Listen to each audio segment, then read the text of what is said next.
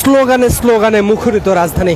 দর্শক, বাংলাদেশ জামায়াতে ইসলামের যে সমাবেশ, সেই সমাবেশকে ঘিরে বিভিন্ন স্থান থেকে বাংলাদেশ জামায়াতে ইসলামের নেতাকর্মী যারা রয়েছেন তারা কিন্তু রাজধানীতে প্রবেশ করছেন। কোথায় থেকে আসছেন?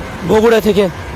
এবং এখানে যেমনটি আমরা দেখতে পাচ্ছি, বাংলাদেশ জামায়াতে ইসলামের নেতাকর্মী যারা রয়েছেন তারা এখানে কিন্তু যারা বিভিন্ন অঞ্চল থেকে আসছেন তারা কিন্তু অভ্যর্থনা জানাচ্ছেন। আপনার সাথে একটু কথা বলতে চাই, এই যে সমাবেশ ঘিরে আপনি কি বলতে চান এবং এই যে যারা আসছেন তাদের আসলে কীভাবে সমবর্ধনা জানাচ্ছেন? আমরা আসলে প্রথমত আমরা ঢাকার যারা স্বেচ্ছাসেবক আছে ওনাদের মূল কাজটা হচ্ছে যে বাইরে থেকে যারা আসবেন ওনাদেরকে আসলে স্বাগতম জানানো। আর স্বাগতম জানানোটাই কিন্তু ওনারা নিজেরাই মনে করবে যে আসলে আমাদেরকে যে এত সুন্দরভাবে রিসিভ করতেছে, যে এই রিসিভটাই আসলে ওনারা কিন্তু মনে প্রাণে বিশ্বাস করতেছে এবং গ্রহণ করতেছে। এবং জামাত শিবির যে একটা গোছালো সংগঠন, সাজানো সংগঠন, এই সংগঠনটাই আসলে এটা প্রমাণ দিচ্ছে কিন্তু যে আমরা আসলে কতটুকু কী করতেছি। এবং অভ্যর্থনা দেওয়ার মাধ্যমে কিন্তু ওনারা কিন্তু অনেক খুশি হচ্ছে, অনেক আনন্দিত হচ্ছে। এটাই আসলে আমাদের মূল ভূমিকাটা। একটা বিষয় জানতে চাইবো, দীর্ঘ 17 বছর তো রয়েছে, সমাবেশ করতে পারেনি। এই যে করতে পারছে এখন, এটি কেমন লাগছে? যে তখন করতে পারেনি, তখন আসলে কী কী সমস্যার সম্মুখীন হতে হতো? আসলে গত 16-17 বছর যদিও আমাদেরকে দমন নিপীড়ন এবং বিভিন্ন মাধ্যমে কিন্তু আমাদের সমাবেশগুলো আসলে প্রকাশ্যে করতে দেয় নাই, বাট আমরা যদিও কিন্তু ভিতরে কিন্তু আমাদের করতে হয়েছে। প্রতিটি সমাবেশে কিন্তু বা প্রতিটি প্রোগ্রামে প্রতিনিয়ত আমাদের হয়েছে, ঠিক আছে। তো এরই মাঝে আমরা দমন নিপীড়নের মাধ্যমে যে আমরা আসলে যে এতভাবে সুসংগঠিতভাবে আছি, এটাই আমাদের আসলে সবচেয়ে বড় অর্জন। এবং এটা যে একটা সুসংগঠিত দল এবং নীতি আদর্শের দল, এটাই প্রমাণ করে যে আসলে আমরা নীতিতে কখনো কিন্তু আপোষ করি না, নীতির সাথে কোনো আপোষ করি না। কারণ আমার যত কিছুই হোক, আমি এবার প্রয়োজনে ইসলামের জন্য জীবন দিব, তারপরে কিন্তু আমি আমার কখনো যে অ্যাকচুয়াল যে লাইনটা, সে লাইনটা থেকে যেন আমি বিচ্যুত না হয়, ঠিক আছে। আমার এখানে যতজন কর্মী আছে, যতজন সমর্থক আছে, তারপরে জামাতের রোকন পর্যন্ত আছে, আসলে প্রত্যেকেরই একটাই লক্ষ্য যে ইসলামকে বাস্তবায়ন করা, ইসলামী আদর্শে অনুপ্রাণিত হয়ে দেশকে যেন আমরা ইসলামের ছায়াতলে আশ্রিত করতে পারি যেন, এবং ন্যায় ইনসাফের মাধ্যমে যেন আমরা একটা দেশের রাষ্ট্র কাঠামো যেন তৈরি করতে পারি, সেই জন্য। এবং আমরা বিশেষ করে সারা বাংলাদেশ থেকে যারা আসতেছে, বিশেষ করে 7 দফা দাবি বাস্তবায়ন করার জন্যই আমাদের এখানে উপস্থিত হওয়া, ঠিক আছে। কারণ আমরা আসলে বিভিন্নভাবে, যেমন স্বাধীনতার পরে আমরা জানতাম যে শেখ মুজিবুর রহমান একটা বাকশাল কায়েম করার চেষ্টা করছিল, ঠিক আছে। তো সে বাকশালকে ওভারকাম করার চেষ্টা করছিল ওনার যে পত্নী, ওনার মেয়ে বলবো, যে শেখ হাসিনা। সে যে স্বৈরশাসন কায়েম করছিল, সেই শাসনের মাধ্যমে আসলে আমাদের বাক স্বাধীনতাটা আরও বেশি খর্ব করার চেষ্টা করছে, ঠিক আছে। সেটাকে জনগণ উপেক্ষা করে, জনগণ সেটাকে আপনার ছিটকায় ফেলে দিয়ে যে আমাদের স্বাধীনতাটাকে কীভাবে আমরা আরও করতে পারবো, উজ্জীবিত করতে পারবো, যেন প্রকাশ্যে জনসমক্ষে যেন আমরা বক্তব্যগুলো দিতে পারি, যেন কথা বলতে পারি, যেন সেই জন্যই আসলে আমরা আমাদের আজকের 7 দফা বাস্তবায়নের জন্য আমরা আসছি এখানে।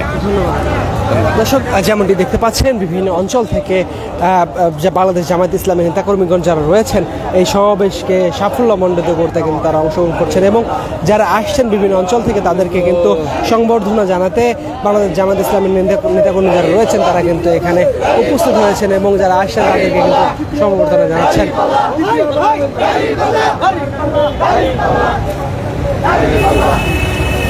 এবং আমরা যেমনটি দেখেছি, গতকাল সন্ধ্যা থেকেই বিভিন্ন অঞ্চল থেকে বাসযোগে, ট্রেন যোগে এবং লঞ্চ যোগে তারা কিন্তু রাজধানীতে প্রবেশ করছেন, এবং এখন পর্যন্ত ঘড়ির কাঁটায় 7:27 এখন পর্যন্ত তারা কিন্তু রাজধানীতে প্রবেশ করছেন।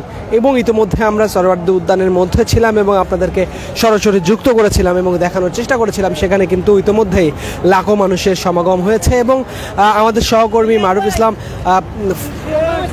গাবতলী থেকে তিনিও জানাচ্ছিলেন, তিনি দেখানোর চেষ্টা করছিলেন বাসযোগে কিন্তু বাংলাদেশ জামায়াতে ইসলামী নেতাকর্মী যারা রয়েছেন তারা কিন্তু রাজধানীতে প্রবেশ করছেন।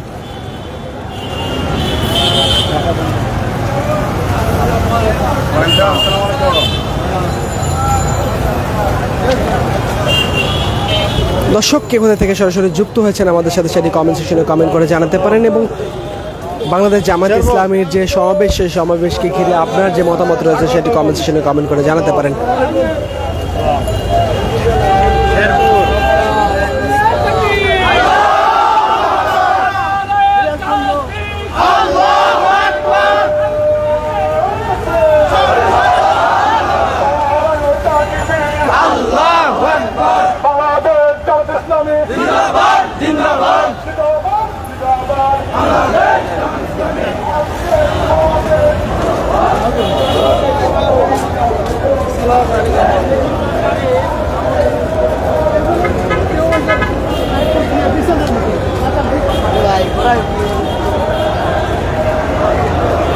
দর্শক, যেমনটি দেখতে পাচ্ছেন এই মুহূর্তে রয়েছে রাজধানীর যে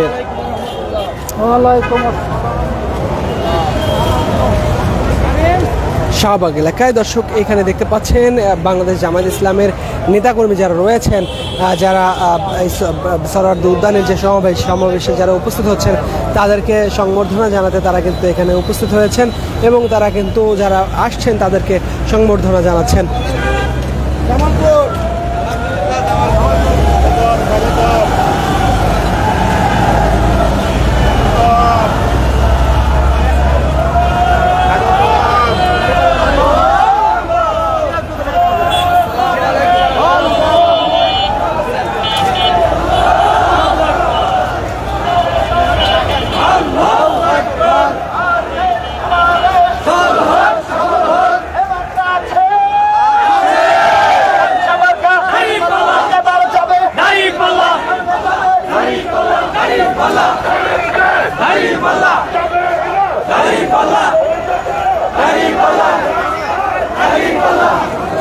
দর্শক, যেমনটি দেখতে পাচ্ছেন বিভিন্ন অঞ্চল থেকে বাংলাদেশ জামায়াত ইসলামী নেতাকর্মী যারা রয়েছেন তারা কিন্তু এখন পর্যন্ত রাজধানীতে প্রবেশ করছেন এবং এখানে দেখতে পাচ্ছেন বাংলাদেশ জামায়াত ইসলামের নেতাকর্মী যারা রয়েছেন তারা কিন্তু সংবর্ধনা জানাতে কিন্তু তারা কিন্তু উপস্থিত হয়েছেন এবং তারা কিন্তু যারা বিভিন্ন অঞ্চল থেকে আসছেন তাদেরকে কিন্তু সংবর্ধনা জানাচ্ছেন।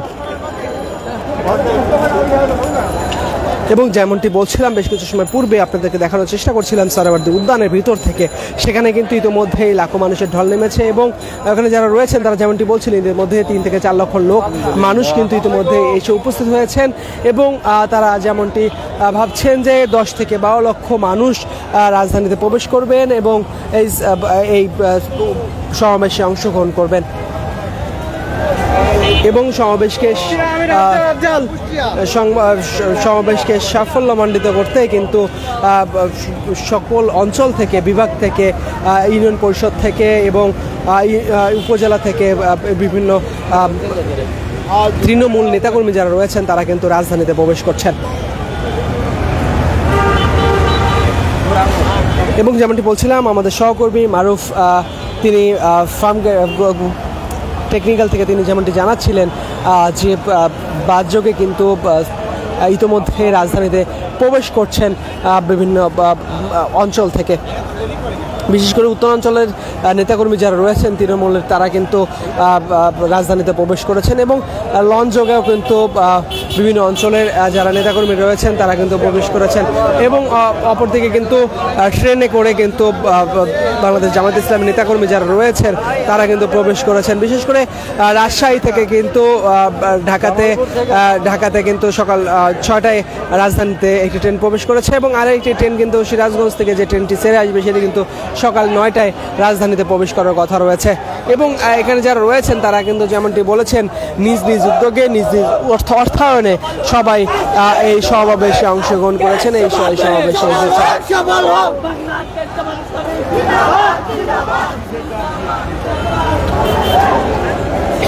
দর্শক রাজধানীর শাহবাগ থেকে সর্বশেষ পরিস্থিতি জানাচ্ছিলাম আমি বুলবুল হোসেন, ঢাকা পোস্টের মাধ্যমে। দর্শক, যে কোনো খবর সবার আগে পেতে ভিজিট করুন ঢাকাপোস্ট.com এবং পরবর্তী আপডেট জানতে আমাদের সঙ্গেই থাকুন।